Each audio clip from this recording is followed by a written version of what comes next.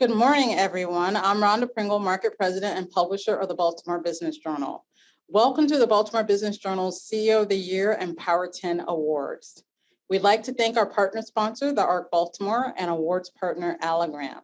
Feel free to comment via our question panel, and our event staff will share your post. In the handout section of the control panel, be sure to download our event program, which contains more information on this year's 2021 honorees and sponsors. Our last in-person event was March 5th, 2020, and it was this one, our CEO Awards event. While this year we'll celebrate virtually, we are no less excited to recognize this year's distinguished group of honorees with you. Among this group are leaders that are guiding their companies through extraordinary times and lending their voice, their influence, and their dollars to making a positive impact on the communities they serve. To kick off our awards program, I'd like to welcome BBJ reporter Melody Simmons to introduce this year's CEO of the Year Lifetime Achievement honoree, David Cordish. Melody. Thank you, Rhonda. CEO of the Year is one of the most distinguished awards presented by the Business Journal. This honor highlights a local CEO whose career holds several layers of success stories in both business and community service. This year's honoree is Baltimore born and bred and is as tenacious as our city's legacy. He is an octogenarian who has displayed the same strong work ethic for decades. He has critical real estate acumen and a strong support system rooted in 3 generations of family and constant mentorship. He's built an empire based out of Inner Harbor headquarters that has helped change the city's landscape and the entertainment and gaming landscapes of several other cities like Philadelphia, Tampa, Hollywood, Florida, and Pittsburgh as well. Please help me congratulate our 2021 CEO of the Year and Lifetime Achievement honoree, David Cordish, CEO and Chairman of the Cordish Companies. Here's a word from David. Seriously, though, thank you for the introduction. And it's very simple to say how one feels when you look around this room and you see the distinguished people who are also receiving awards and recognition tonight.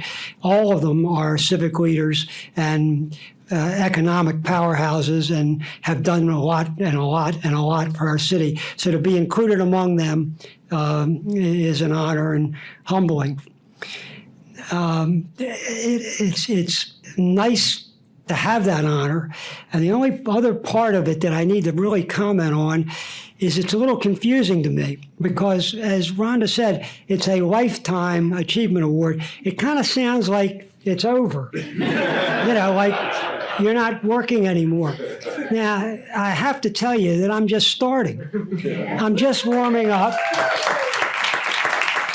We're in the first round of a 15-rounder. So don't be confused by this Lifetime Award. And in fact, I'm a little upset that you don't give awards twice because I wanted to ask, how many years more do I have to put in to be eligible to get another award? So on the one hand, I feel like I'm just getting started. On the other, the Cordish Company is actually well over 100 years old, so it's a little confusing. And we're in our 4th generation.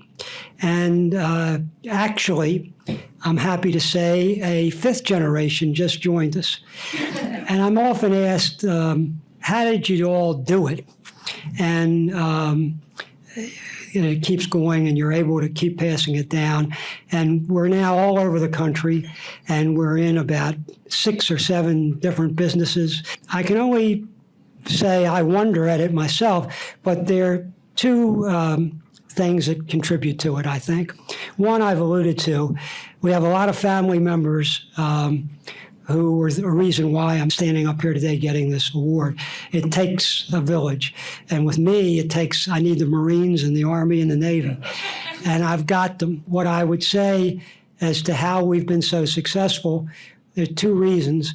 And one is it's family. And the second reason is that I recommend and that I know to this group I don't have to recommend is we work hard. And there are people out there that are smarter than we are. There are people that are bigger. There are people that have more money, but nobody will outwork us. And, we have a saying that sometimes we lose. Occasionally it happens, and the opposition can beat us. But to do it, they're going to bleed. They're going to have to work that hard. And if you have a lot of family and you work hard, I think that's how we've gotten to where we are. When I started this, I said to you, I'm honored to be included with this group, and I meant it. Again, I thank all of you. It's for giving me the award and honoring us and the company. And while we're coast to coast, to get an award like this in Baltimore City means the world to me.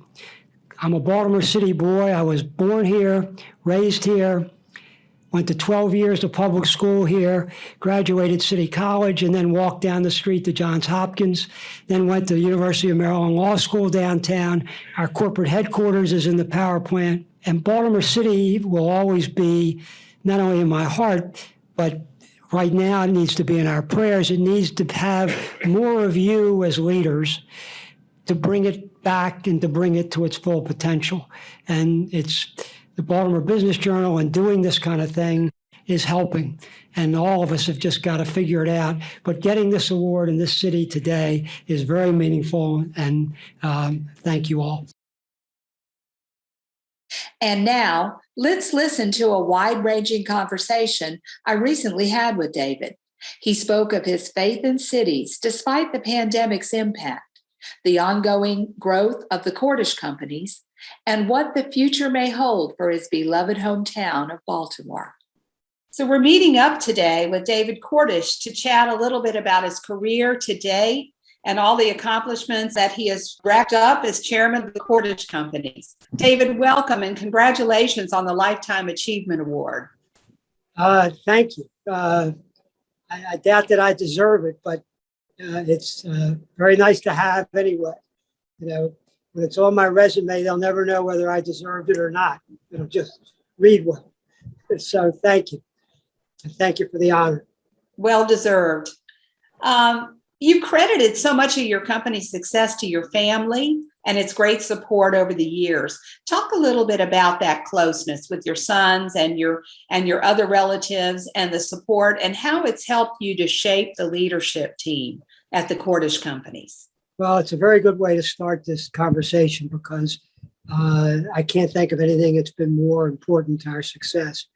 It goes back, the Cordish Company, to my grandfather, Lewis, well over 100 years ago, close to 110 years ago. And he was based in Baltimore City, did real estate in Baltimore City, a little bit in Washington. He was very local in his development. And then my dad took over from my grandfather, Lewis. My dad was Paul Cordish, and he worked full-time with us till he was 93 years old. And what it gives you is a support system that you can count on.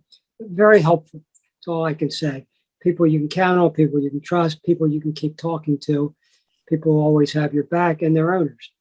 So it's our strength, no question about it. And I think also sometimes family businesses don't make it to another generation, but you're already on your fifth, you're moving into your fifth right now. Some things you can't plan. What are some of the lessons that you've learned and some of the gratitude to have another generation now coming in that you could pass along as far as lessons go to the fifth generation?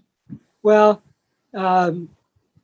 the one that I remember the most, that's stuck in my head, that I got from my dad and have tried to impart to my three sons, stepson and stepdaughter, was Paul Cordish always said, don't ever cross the line. Don't be tempted. Play it down the middle. You can push close to the line, but don't ever step over it. And we are very hard fighters. We will push as ferociously as anybody, but I'd like to think we don't cross the line. and that's what I try to pass on to the next generation. They'll pass on to the next generation. If you live by that, I don't think you can go too far wrong. You win some, you lose some, but don't cross the line.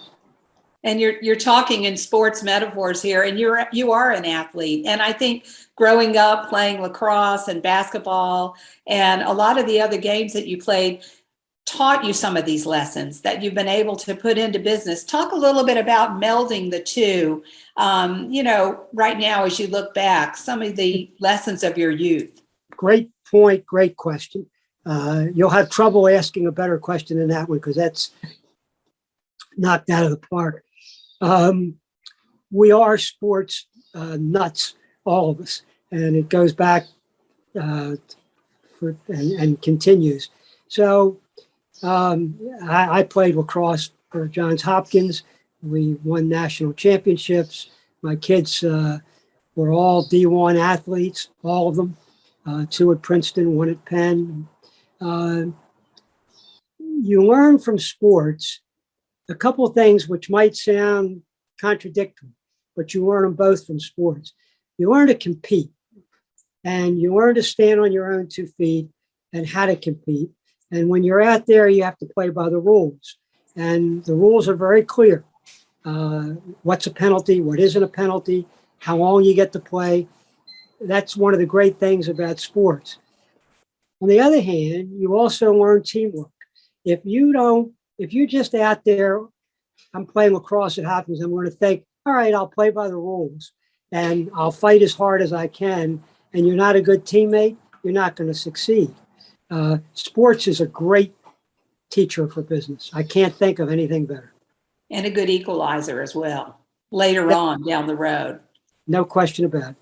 That reminds me a little of the battle that Cordish Companies went to way back in Hanover to get the casino going. Of course, we know where it ended today, a very successful operation. It just hauled in $62.9 million in July, which was way up year over year. So talk a little bit about that fight and what that meant to the Cordish Companies to establish that and win. Well, you are right to call it a fight. That was an all-out war. And for a good reason. We were awarded the license for Anne Arundel County and thought we could just go build a casino. We won through the state selection committee, and the council of Anne Arundel County gave us our zoning. But there was a casino in another state that's nearby that had been established for many, many, many years. Excellent casino, doing mammoth business in a state with very few people. Where did they get their people from? Anne Arundel County, Howard County, Montgomery County. They were only an hour away. It was an easy drive. And this rival knew that when we got built, the people would drive 15 minutes, 20 minutes. They weren't going to drive an hour. And it's just business. They collected signatures. They got us put on the ballot. In November, when you came in to vote for governor or Congress, whatever, you had to vote. Did you want this casino in Anne Arundel County? And did you want it near Arundel Mills Mall and next to Arundel Mills Community College and so forth? And they spent many, many, many millions of dollars in TV ads. How do we know that? You have to report TV advertising to the Federal Communications Commission. So it was all above board what they did. We didn't have the bankroll of an existing casino. And we made a decision early on to create a grassroots, on the ground campaign. We weren't going to spend that kind of money. And we also don't think it's a good way to run campaigns in general. I love grassroots in politics. It usually wins over, TV. And we organized block by block, door by door. We had captains, we had coffees, we had teas. Everyone in my family went door to door. My wife, Susie, and I went constantly. And you would knock on the door, you'd explain it. You'd say to people, look, you may have seen a TV ad. They'd seen hundreds of them, but that's not what we're going to do.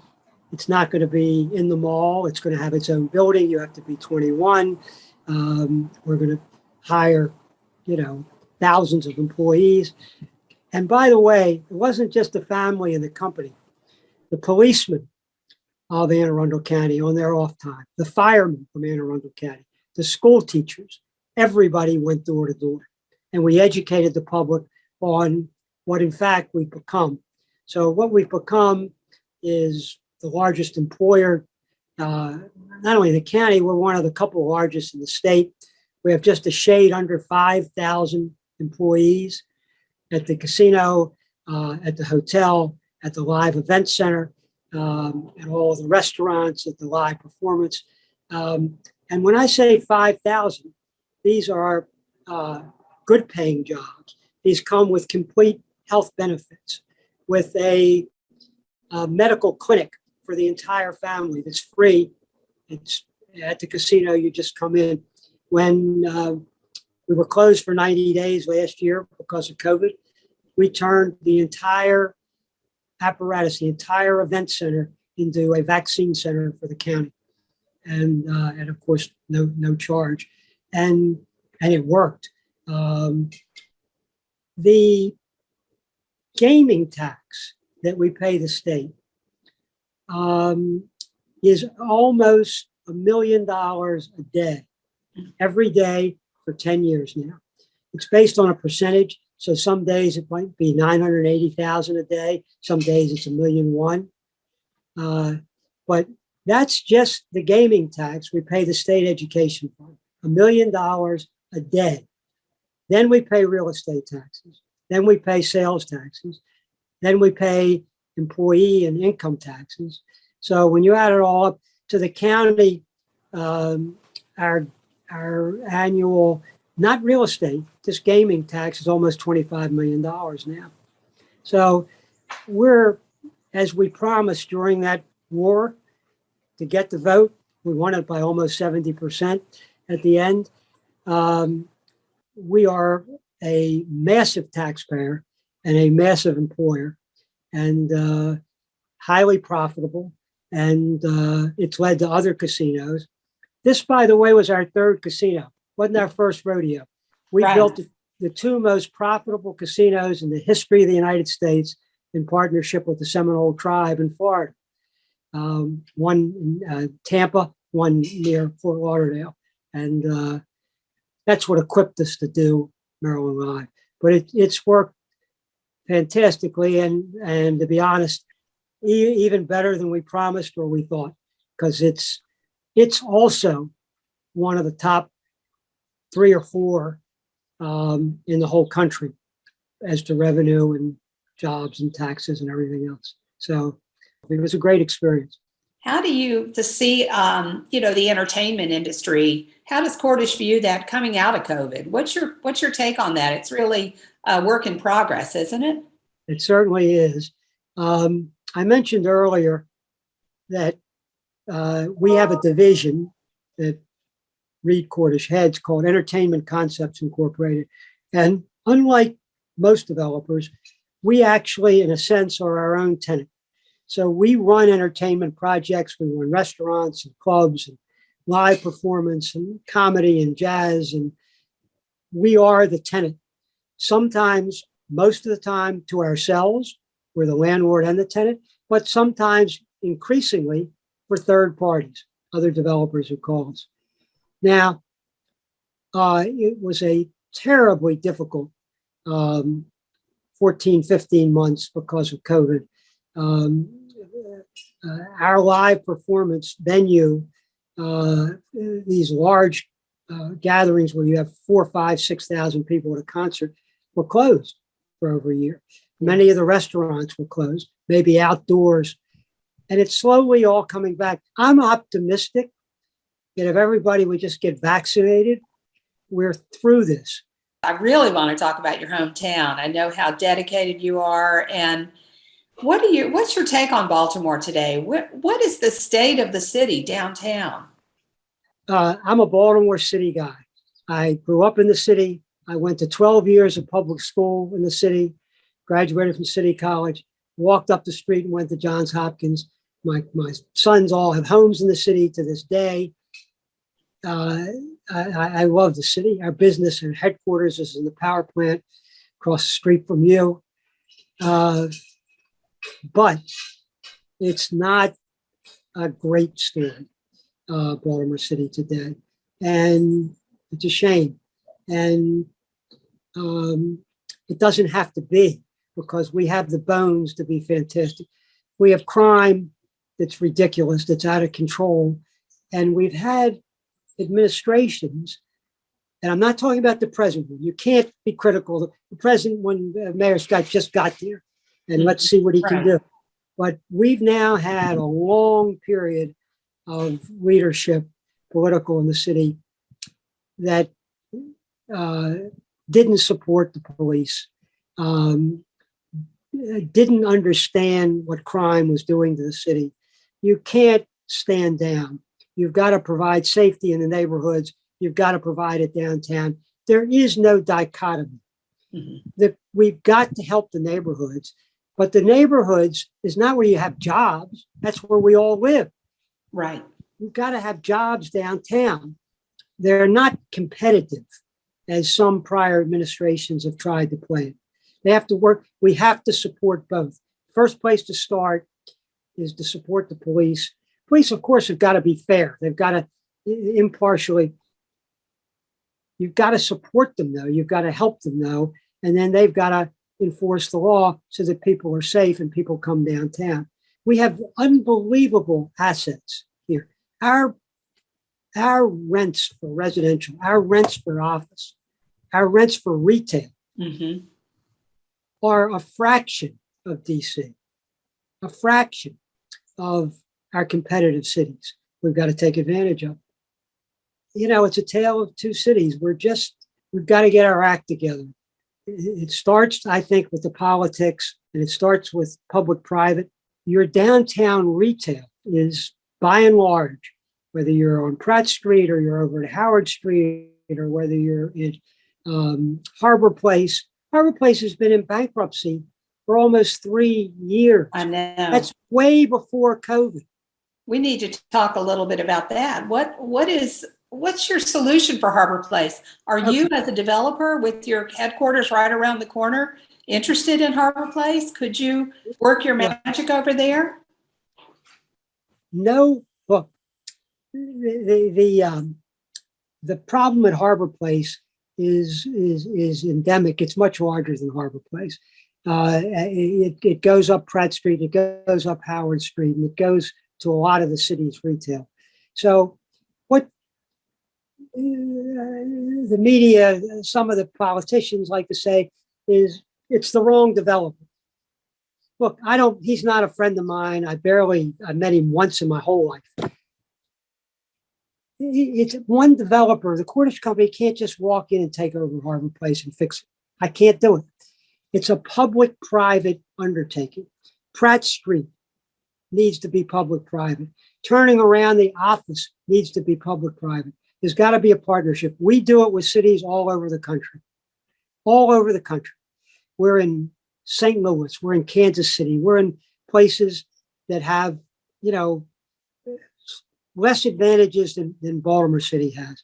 But it's nice of you to say, David, why don't you just take it over? The Cordish Company, we couldn't. If the city were to ask us, if it was public-private, we could do it. Other developers could do it. But that's what downtown retail needs, is a partnership. Just amazing. I think what I'm hearing, the big message here is that you're seeing it too, is that a lot of cities that Cordish is already in, Pittsburgh, Philadelphia, Texas, Florida, of course, South Florida, a lot of these cities are in a reset, just like Baltimore is. Baltimore has its own special problems, but coming out of COVID, trying to figure out where cities go from here, they're certainly not dead. They're only going to get better and build on their success. No, that's very well said by you. And the fact of the matter is, and I alluded to it earlier, in Baltimore City, with all the negatives, people are still willing to live here and they're coming downtown and they're building more housing and more housing. And, you know, right behind Harbor Place, you have the tallest building in the whole city. It's brand new. It's a residential tower. It's doing fine. At the other side of me on President Street, you have a brand new residential tower, brand new, and it's doing fine. They're both excellent products, and people are saying, I'll bet on Baltimore. And they're betting with their feet. So no question we can win, but it's going to take both sides of the equation. Well, okay, here's my last question. I want you to give me an assessment of yourself. You've been described as tough, fair, gentlemanly, of course, creative, feisty. Who's the real David Cordish?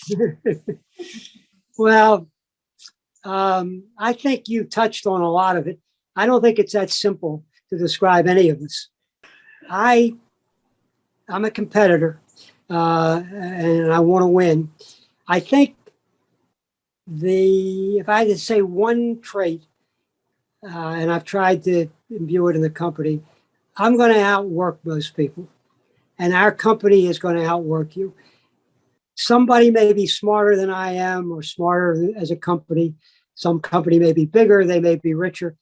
You're going to have a lot of trouble outworking the Cordish Company. We put in a lot of hours. And there's one simple reason. There are no shortcuts.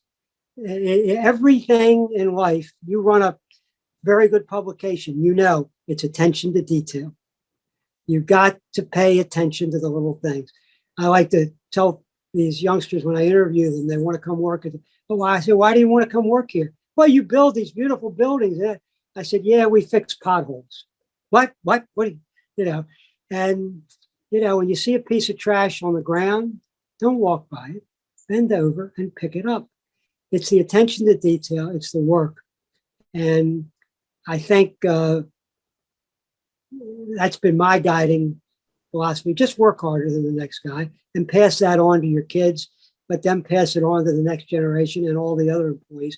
We work hard. You walk into the Cordish Company, somebody asked me, what's the atmosphere like? It's intense. It is very intense. Some people say it's insane, but I'll use the word intense because we're working hard. And I would say that's probably, if I had to pick a single trait that I think describes us and maybe me, we work hard. Well, this has been great. I understand why you're so successful, of course, but now just hearing it in your words, you know, just brings it all home. And again, congratulations on being named CEO of the Year. It's a worthy title to add to your resume. And I know we're going to see you around town real soon. Well, thank you. This was fun to talk to you. And as I said at the beginning, I'm certainly honored to receive the reward. Very nice. Thank you, Melody, and heartfelt congratulations to David Cordish, our 2021 CEO of the Year Lifetime Achievement honoree. Well deserved.